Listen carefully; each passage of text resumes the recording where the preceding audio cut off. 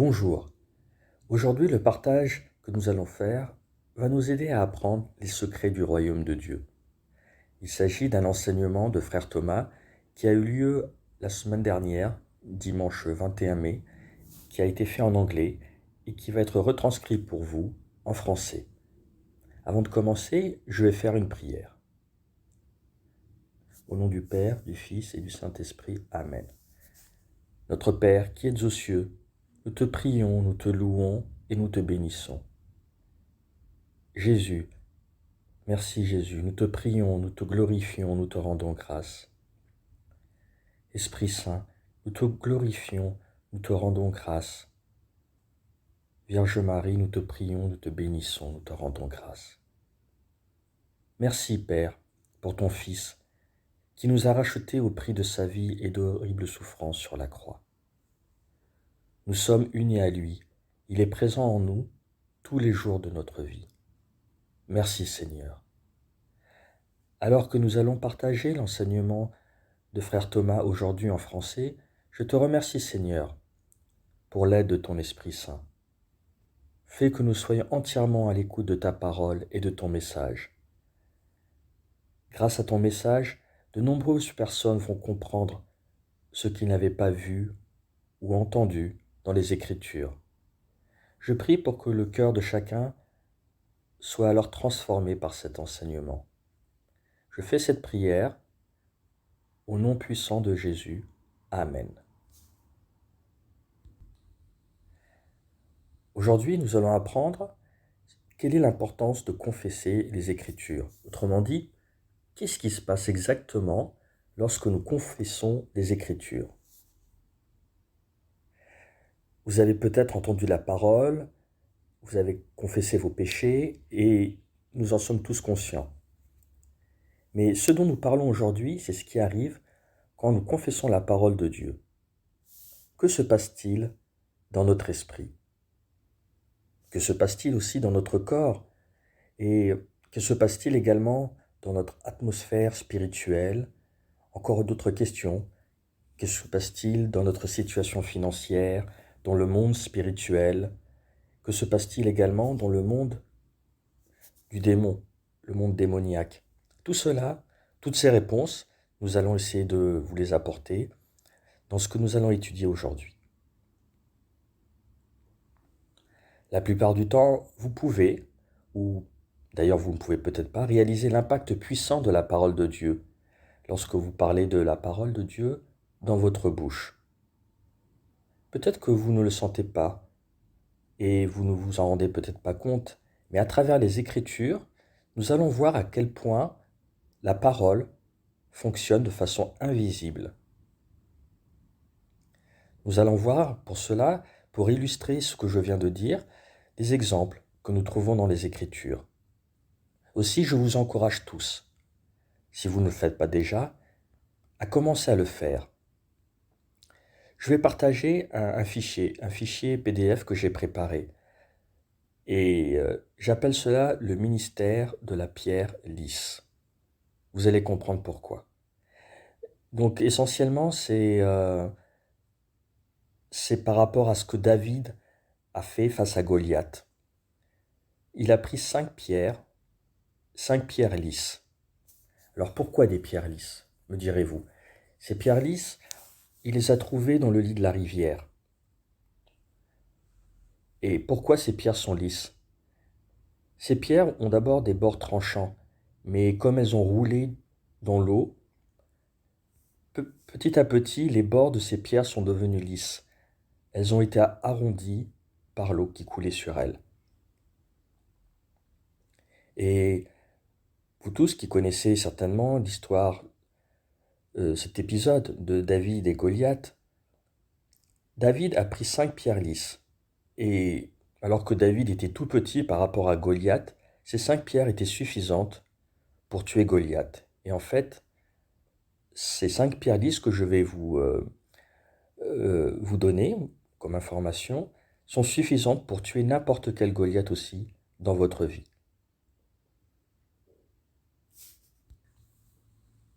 La première écriture, elle se trouve dans Romains, chapitre 1, verset 16. Dans ce verset, il est écrit « Car je n'ai pas honte de l'Évangile, car il est la puissance de Dieu en salut à quiconque croit, aux Juifs premièrement et aux Grecs. » L'Évangile est donc la puissance de Dieu. C'est le salut pour quiconque croit, aux Juifs puis aux Grecs, et aussi à nous bien sûr. Alors que signifie le mot salut ? Le mot salut est un mot global qui reprend beaucoup d'informations, beaucoup de définitions. Il pourrait correspondre à la guérison, il pourrait également signifier la délivrance, la bénédiction, la restauration, l'aide, la prospérité. Saint Paul nous dit qu'il n'a pas honte de l'évangile de Jésus-Christ, ou que c'est la puissance de Dieu. L'évangile est la puissance de Dieu. Elle est là pour guérir, pour délivrer, pour sauver et pour tous les domaines de votre vie.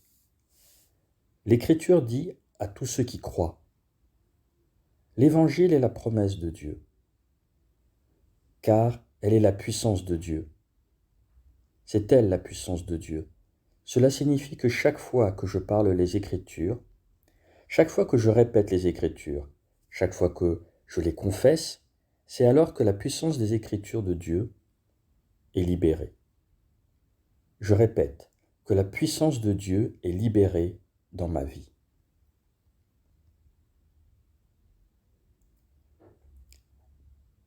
Alors comment définir le mot confesser ? Le mot confesser signifie dire tel quel. Par exemple, si je lis « Par les blessures de Jésus, je suis guéri », je prends cette écriture et je la dis telle qu'elle est. Et c'est ce qu'on appelle une confession. Je veux expliquer des faits et les vérités.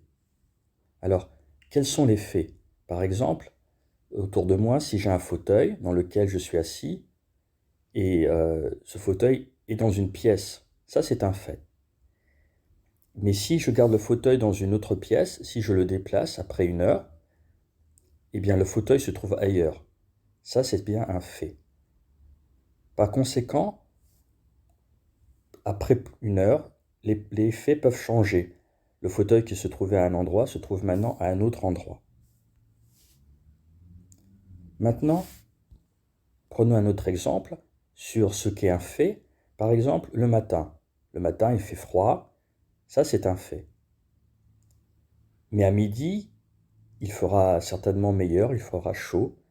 Donc le fait est que le climat est froid le matin, mais l'après-midi, il peut changer en fonction des circonstances.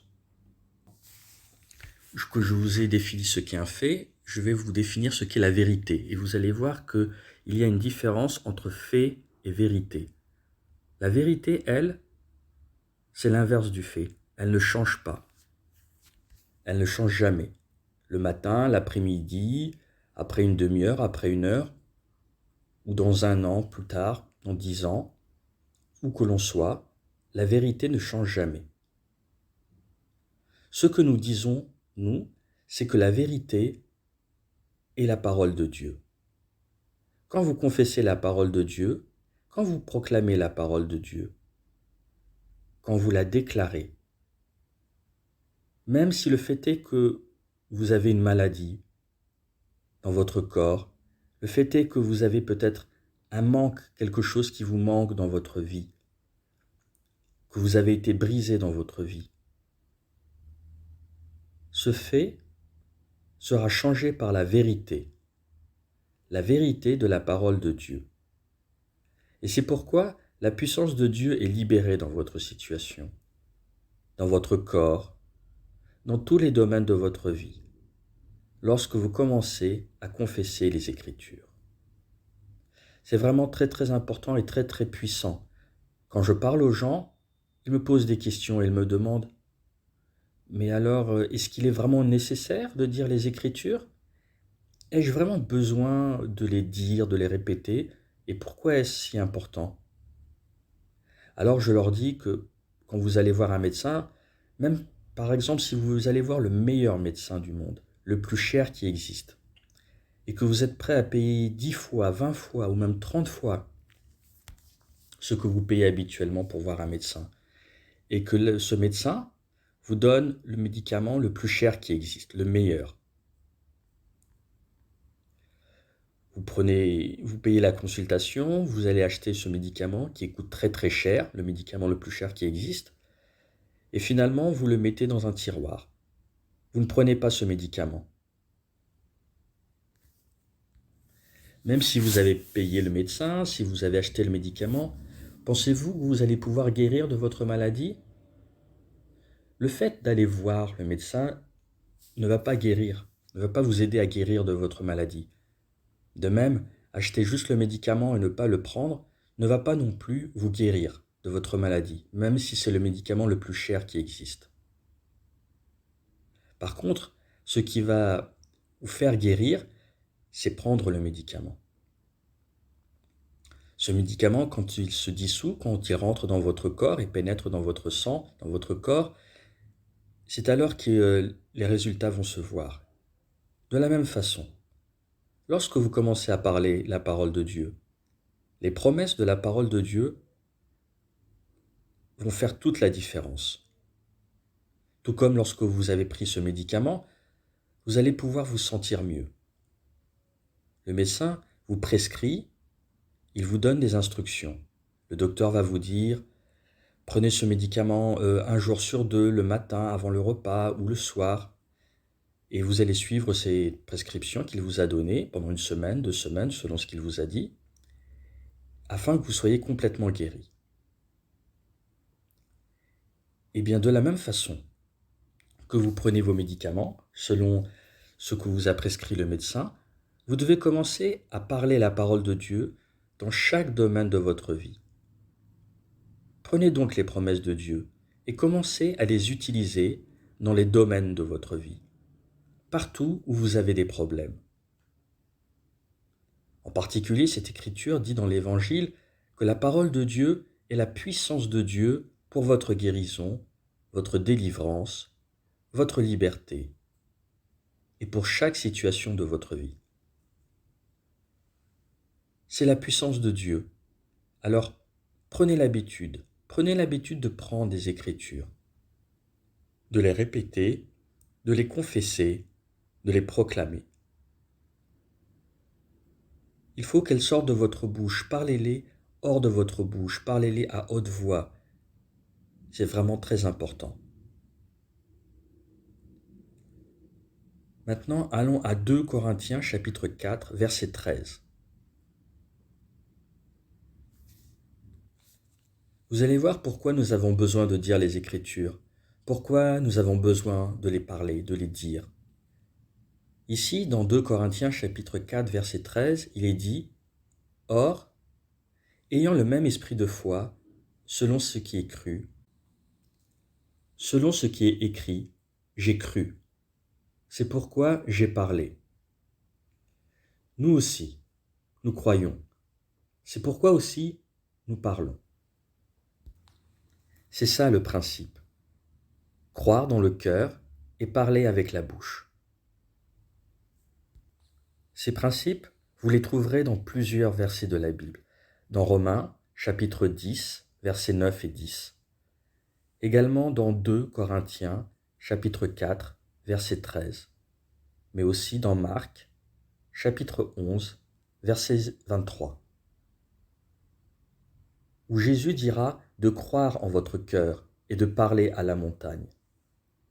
Alors, quand vous commencez à parler de la parole de Dieu, la puissance de Dieu va être libérée dans votre situation.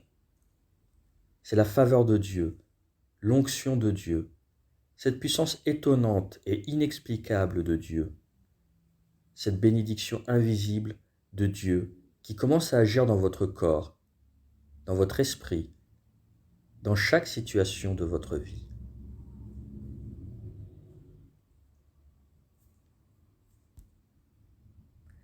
Dans Romains chapitre 10, versets 9 et 10, il est dit « Si tu confesses de ta bouche Jésus comme Seigneur et que tu crois dans ton cœur que Dieu l'a ressuscité d'entre les morts, tu seras sauvé. Car du cœur on croit à la justice et de la bouche, on fait confession au salut. Parler du fond du cœur, confesser, déclarer, prononcer ou annoncer la parole de Dieu, c'est vraiment très très puissant. Prenez l'habitude de le faire. Prenez l'habitude de proclamer la parole de Dieu chaque jour de votre vie. Une autre raison pour laquelle nous devons dire les Écritures. Nous la trouvons dans Luc, chapitre 8, verset 11. Or voici ce qu'est la parabole, la semence et la parole de Dieu. Dans cette parabole, il est dit que la parole de Dieu est la semence.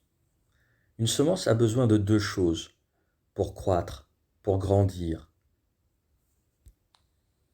Et les autres choses ne sont pas entre nos mains. Par exemple, pour un fermier, il a besoin d'eau et de sol, d'une bonne terre. La lumière du soleil vient de Dieu. L'eau ou la pluie vient également de Dieu. Et donc la croissance vient aussi de Dieu. Le paysan, lui, travaille sur le sol. Il arrose le sol où il a semé la semence et il arrose régulièrement cette semence. S'il manque l'arrosage, s'il n'arrose pas sa semence régulièrement, la graine va mourir. Elle ne va pas croître, elle ne va pas grandir. Il en est de même avec la parole de Dieu. Parce que la parole de Dieu, comme cela est dit dans la parabole, la parole de Dieu est aussi une semence. Elle a besoin d'un bon cœur ou d'une bonne terre. Votre sincérité dans la confession des Écritures, lorsque vous croyez, lorsque vous confessez les Écritures et que vous le faites sur une base régulière, c'est ainsi que vous allez pouvoir arroser votre graine, votre semence. Chaque fois que vous confessez que par les blessures de Jésus je suis guéri, le Seigneur pourvoira à tous mes besoins, selon ses richesses, dans la gloire, par le Christ Jésus. Mon Seigneur pourvoira à tous mes besoins. Mon Seigneur pourvoira à tous mes besoins, selon ses richesses, dans la gloire, par le Christ Jésus. Chaque fois que vous confessez les Écritures, que faites-vous? Vous arrosez la semence. Par exemple, je vais faire un trou dans le sol et j'insère une graine à l'intérieur, puis je la recouvre de terre et je commence à arroser. Tant que la graine est dans le sol, je ne saurai pas comment elle pousse. Comment elle pousse sous le sol. Je ne pourrai pas la voir. Mais j'ai la foi dans le système de Dieu, dans le principe ou la loi de Dieu, qu'il a mise en mouvement, c'est-à-dire que chaque fois que je sème une semence et que je l'arrose, elle poussera sûrement et grandira. Si j'ai semé la semence chaque jour, je ne vais pas la sortir du sol et vérifier pour voir si elle a commencé à pousser, à germer, puis après la remettre dans le sol. Non, je ne vais pas faire ça. Je vais la laisser dans la terre, puis le lendemain, je ne vais pas non plus la retirer et voir si elle pousse. Tout ce que je dois faire, c'est d'arroser cette graine qui est plantée. La plante a besoin d'être arrosée, et c'est sûr qu'avec l'arrosage, elle va grandir. La même chose se produit quand vous proclamez la parole de Dieu sur une base quotidienne. Vous prenez ces Écritures selon votre situation et continuez à dire, continuez à proclamer, à déclarer. Vous verrez que cela produirait la moisson que vous recherchez. Si j'ai semé un pépin de pomme, j'aurai la récolte de la pomme. Si j'ai semé un pépin d'orange, c'est sûr que j'aurai une récolte d'orange. De la même façon, vous aurez besoin d'arroser la parole de Dieu en croyant et en disant cela avec votre bouche. C'est croire dans votre cœur. La combinaison du sol et de l'eau, elle fait pousser les graines. Ainsi, cette semence de la parole de Dieu elle va commencer à produire une plus grande récolte dans votre vie, dans laquelle vous n'avez peut-être même pas pensé.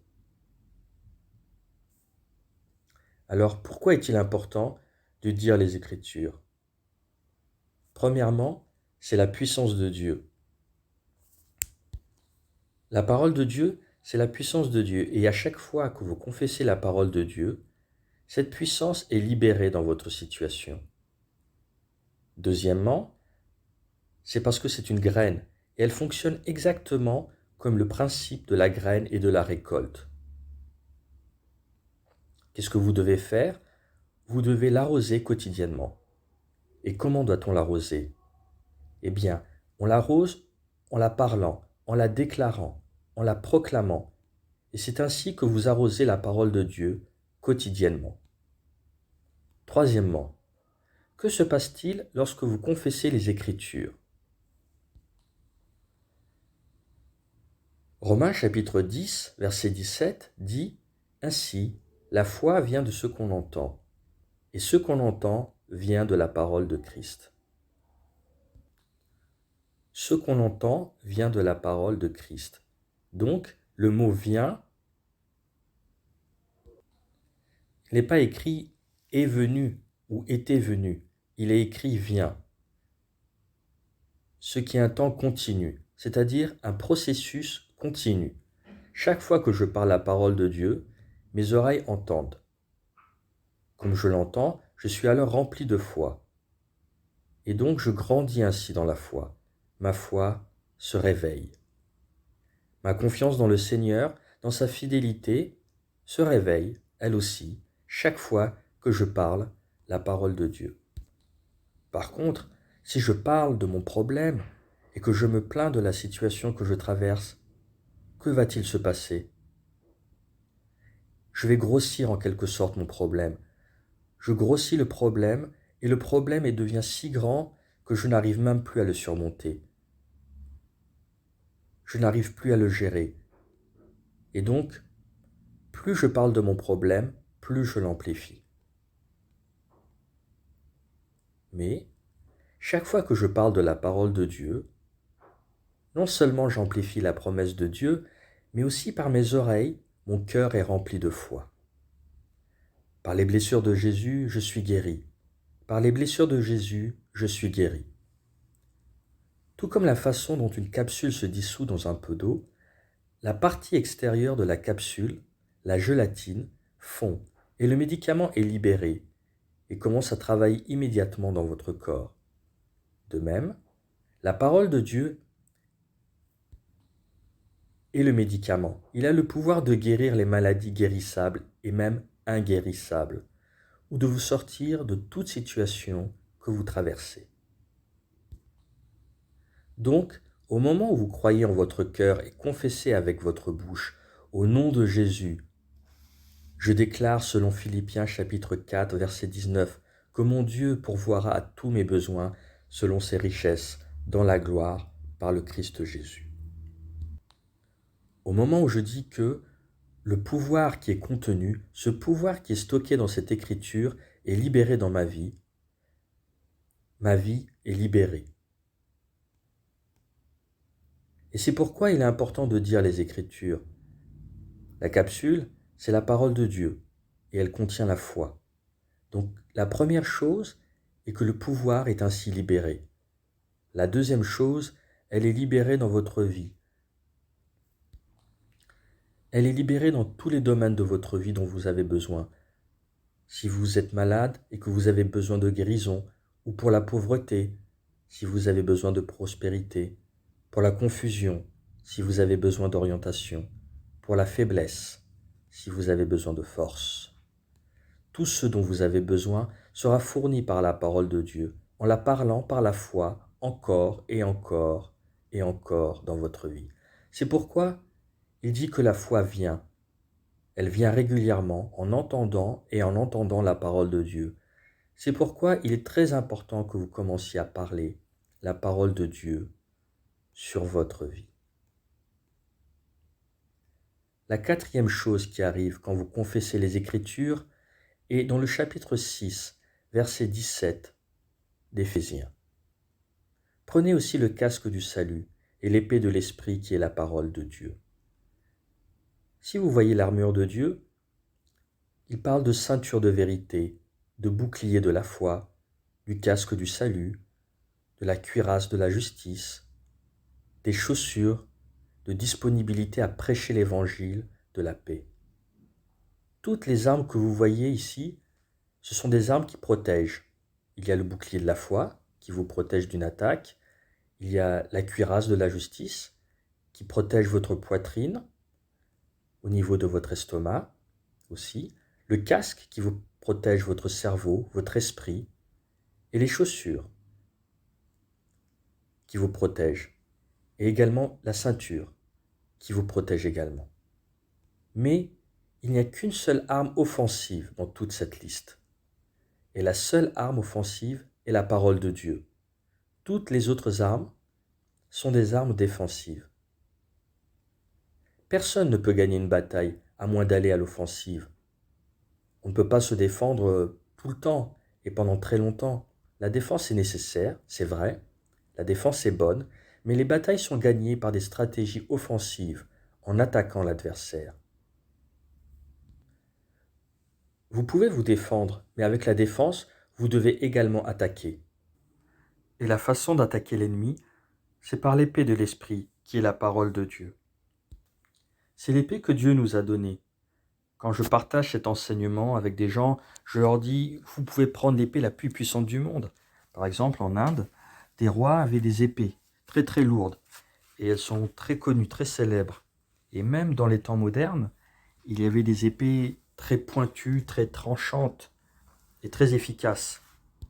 Mais avoir la meilleure des épées dans le monde, ça ne vous garantit pas de gagner la bataille. À moins d'utiliser cette épée, de pratiquer cette épée, de savoir l'utiliser pour se défendre, pour attaquer l'ennemi. Et pouvoir faire face à des différentes attaques. S'il attaque sur le côté, par devant, par derrière, il faut savoir en fait utiliser cette épée. Si je n'ai pas pratiqué l'usage de cette épée, je ne pourrais pas me tenir debout dans la bataille.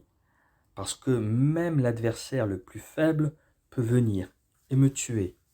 Maintenant, comme ça, en un rien de temps. L'ennemi n'a pas besoin de compétences pour me tuer. Parce que si je n'ai jamais pratiqué l'épée, même quelqu'un qui n'a peu ou pas d'expérience pourra m'éliminer. L'épée, elle va donc m'aider à attaquer. Elle va aussi m'aider à me défendre.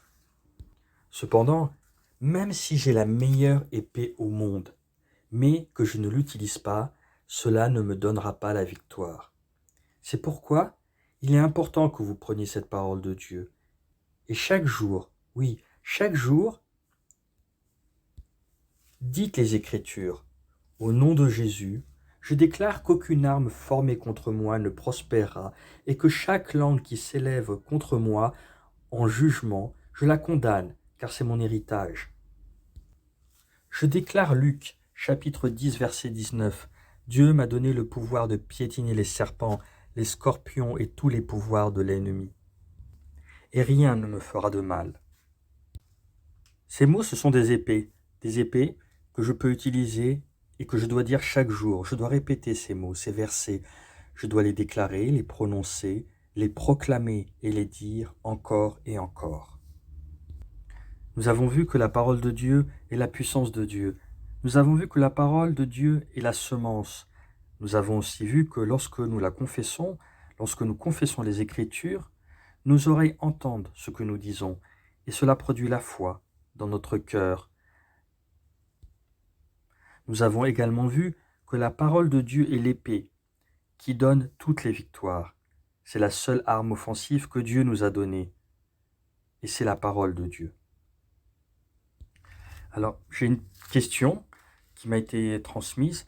Quand vous dites que l'épée de l'esprit est la parole de Dieu, est-ce que cela veut dire qu'elle doit être pratiquée chaque jour? C'est bien le cas? Oui, c'est bien le cas. C'est seulement quand l'ennemi viendra que je pourrai l'attaquer avec la parole de Dieu. Donc, je dois pouvoir la pratiquer et la répéter tous les jours. Et effectivement, quand j'ai parlé de Pierre Lys, Vous savez, elles tombent de la falaise, de la montagne. Au départ, ce sont des pierres tranchantes quand elles sont tout en haut de la montagne, et quand elles descendent, au moment où elles se brisent et elles tombent dans la rivière, elles continuent à rouler. Et au moment où elles arrivent dans un village, par exemple, tous ces bords sont complètement lisses, arrondis. Parce que lorsqu'elles roulent, elles rentrent en contact avec d'autres pierres, avec de l'eau, et les bords de ces pierres deviennent lisses, de plus en plus lisses. Ce que je veux dire par là, c'est quand vous avez besoin d'utiliser la parole quotidiennement et que vous la pratiquez, donc par exemple, disons que vous avez un besoin financier en particulier actuellement. Alors chaque jour, vous allez confesser l'Écriture en disant: Mon Dieu me fournira tous mes besoins selon ses richesses. Donc, chaque jour, je vais dire les Écritures. Le psaume 23, verset 1 dit: Le Seigneur est mon berger. Philippiens, chapitre 4, verset 19 dit que mon Dieu pourvoira à tous mes besoins selon ses richesses. Et le psaume 34, 10 dit que les lions peuvent avoir faim, mais ceux qui cherchent le Seigneur ne manqueront pas de bien. Et bien à partir de ces versets, de ces 3-4 versets que je viens de vous évoquer, quand je vais les dire chaque jour, je verrai sûrement l'œuvre de Dieu s'accomplir dans ma vie. Fondamentalement, j'utilise cette parole de Dieu sur une base quotidienne. Donc, quand j'ai un besoin, eh bien j'ai déjà ces pierres lisses dans ma possession, prêtes à frapper tous les Goliaths qui sont dans ma vie. Je ne peux pas m'exercer à frapper la fronde, à l'utiliser quand le Goliath apparaît. Je dois pouvoir m'exercer avant. Je dois savoir utiliser cette fronde bien avant. Donc, quand la situation va se présenter, Dieu va pouvoir utiliser cette pratique que j'ai eue dans cette bataille et nous allons avoir ainsi la victoire. Voilà, dans cet enseignement, je partage aussi des écritures dans un dossier que j'ai envoyé. Il y a 10 écritures pour différents sujets. Dans certaines d'entre elles, j'ai également ajouté des promesses et aussi des instructions. Par exemple, il y a cette écriture, ce verset du psaume 128, verset 2. Tu jouis alors du travail de tes mains, tu es heureux, tu prospères. Cela signifie que tout l'argent durement gagné pourra être utilisé. Je n'aurai jamais de perte. Je ne perdrai jamais mon argent durement gagné, et je serai heureux, et tout ce que je ferai sera béni. Ce sont toutes ces promesses, et elles portent tous sur des sujets différents. Donc, quelle que soit la promesse dont nous avons besoin, nous devons utiliser cette épée de l'esprit dans tous les domaines. Donc, peu importe ce dont nous avons besoin, dans n'importe quel domaine, nous avons à notre disposition des versets, et nous devons les utiliser. Nous avons ainsi appris l'importance de la confession de la parole de Dieu. Et la prochaine chose maintenant qui va arriver est que vous allez parler fondamentalement, normalement. Vous méditerez aussi.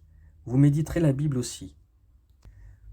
Alors méditer la Bible, ça ne signifie pas que vous ne faites rien dans votre vie. Au contraire, méditer dans la parole de Dieu ne signifie pas non plus que vous ne pensez à rien d'autre. Méditer, c'est parler doucement. Cela signifie aussi le dire d'une voix douce.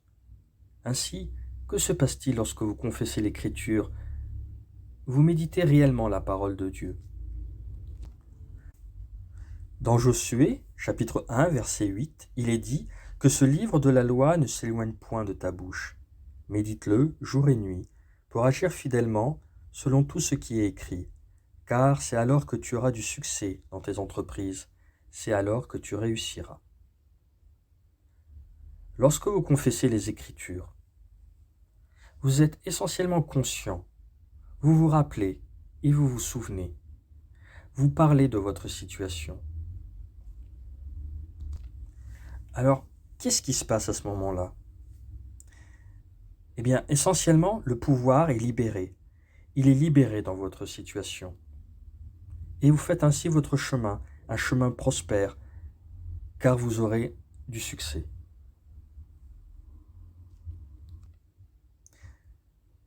Et en fait, finalement, c'est un peu tout le contraire de ce que nous apprenons aujourd'hui. Il y a des gens qui travaillent très très dur. Et en même temps, ils n'ont pas beaucoup d'occasions de grandir. Lorsque vous appliquez les Écritures, les principes de la parole de Dieu, vous verrez que la parole de Dieu deviendra comme un aimant d'argent, un aimant d'opportunité. Tout va venir à vous, vers vous. Lorsque vous parlez la parole de Dieu, vous ferez votre chemin, vraiment, un chemin prospère et vraiment vous aurez du succès. Il y a donc une puissance de Dieu qui agit dans nos vies.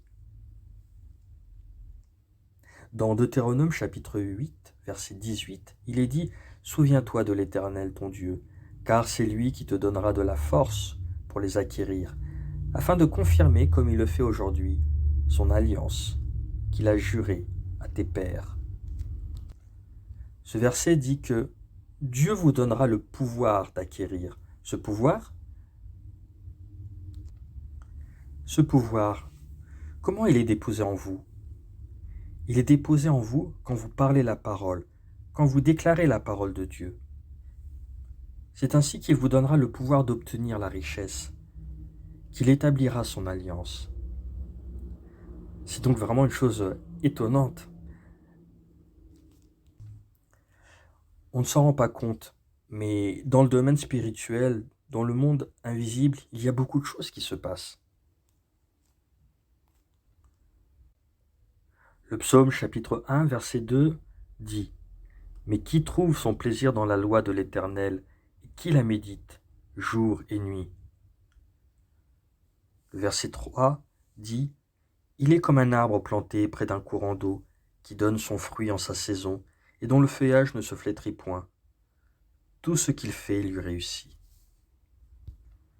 Quand vous parlez la parole de Dieu, vous la murmurez, vous la proclamez. Quand vous la déclarez, vous la méditez aussi, indirectement. Alors, que se passe-t-il dans le verset numéro 3 que nous venons de lire? Ce qui va se passer, c'est que vous allez devenir comme un arbre planté à côté de ces rivières d'eau. Et qu'arrive-t-il à l'arbre?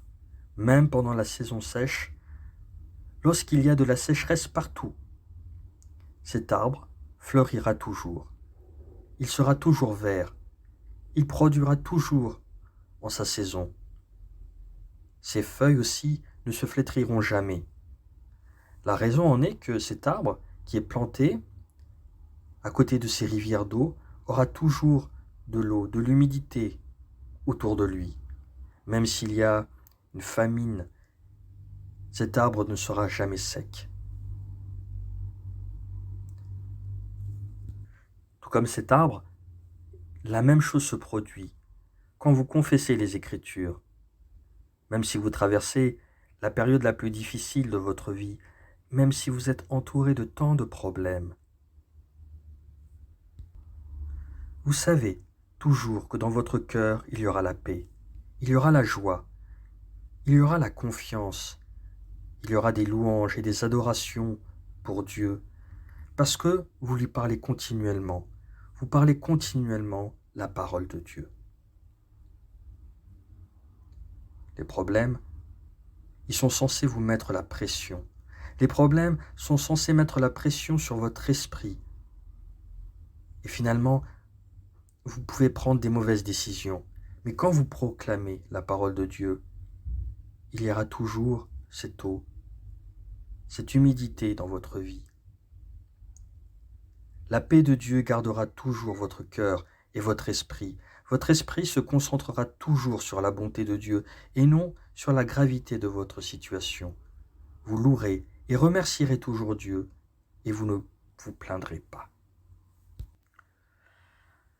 Oui, il y a donc tant d'avantages à proclamer et à confesser les Écritures, et je vous encourage à commencer à les confesser, à confesser les Écritures, les déclarations, les promesses. Je viens de couvrir, je crois, 4 ou 5 points. Il y en a 16 ou 17 que j'aimerais aborder. toujours sur le même thème, pour vous dire qu'est-ce qui se passe lorsque vous confessez ces paroles. Je vais donc poursuivre sur le même sujet au cours d'une prochaine séance. Et je suis sûr que ça vous aidera vraiment à comprendre le pouvoir de la confession. Il y a encore une question. Quand les gens sont malades, physiquement, ils ont une douleur qui ne les laisse pas, les abandonne pas. Est-ce que leur situation peut changer quand même? Je pose cette question pour les personnes qui souffrent et qui ont tendance à se concentrer sur leur souffrance plutôt que sur les Écritures. J'aurais voulu clarifier cette question, ce point avec vous, afin qu'ils soient plus forts quand ils entendent votre réponse. Oui, exactement, c'est une bonne question. Et je peux vous donner un témoignage. Je connais une personne, un frère qui est tombé. Il est tombé d'une hauteur d'au moins 15 mètres. Il s'est cassé le genou, il s'est cassé la jambe et il a une fracture. Et le médecin lui a dit qu'il ne pourrait jamais marcher. Il était alité, sans pouvoir bouger. Je lui ai dit de dire la même écriture. Et au début, il se moquait de moi en disant « Comment cela fonctionne-t-il et comment cela va-t-il vraiment faire une différence ?» Je lui ai dit de le faire parce que c'est comme ça que Dieu veut que nous le fassions. Alors, comme il était allongé sur son lit toute la journée, il a répété l'écriture au moins 400 à 500 fois.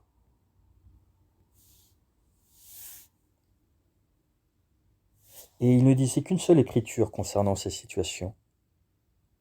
Et un jour, alors qu'il confessait ces écritures, la puissance de Dieu est venue sur lui, et il a pu se lever.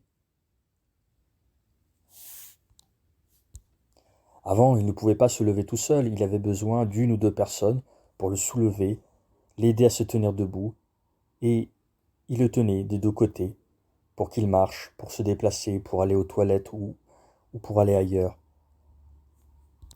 Il avait besoin de l'aide d'autres personnes pour se déplacer.